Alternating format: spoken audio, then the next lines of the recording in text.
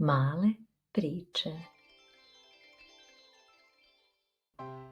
Zeka i šareni voćnjak. Jednog jutra Zeka je krenuo u šetnju. Hop, hop, idem da vidim šta ima u voćnjaku. Prvo je video jabuku.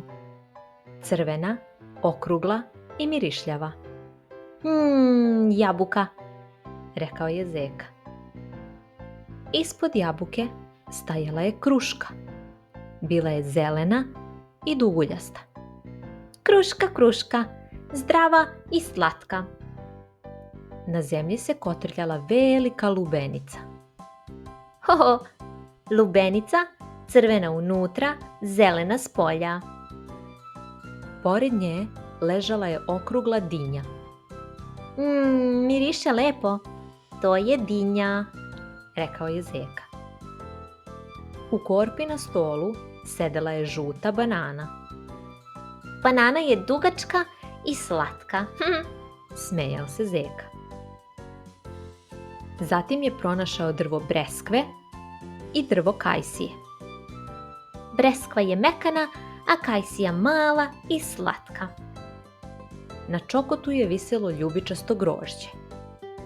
Grožđe ima puno bobica, smeškao se Zeka. Na drvetu je bio žuti limun.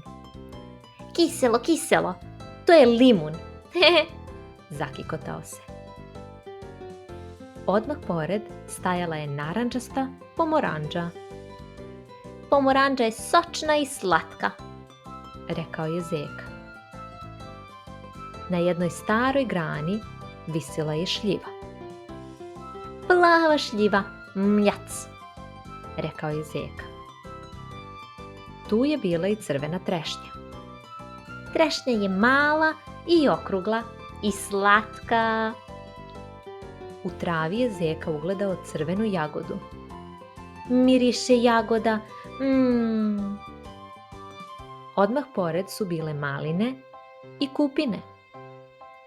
Maline su crvene, kupine su crne, obe su slatke. Na kraju je ugledao borovnice. Borovnice su plave i male.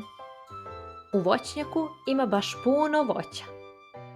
Jabuka, kruška, lubenica, dinja, banana, breskva, kajsija, grožđe, limun, pomoranđa, šljiva, trešnja, jagoda, malina, kupina, borovnica.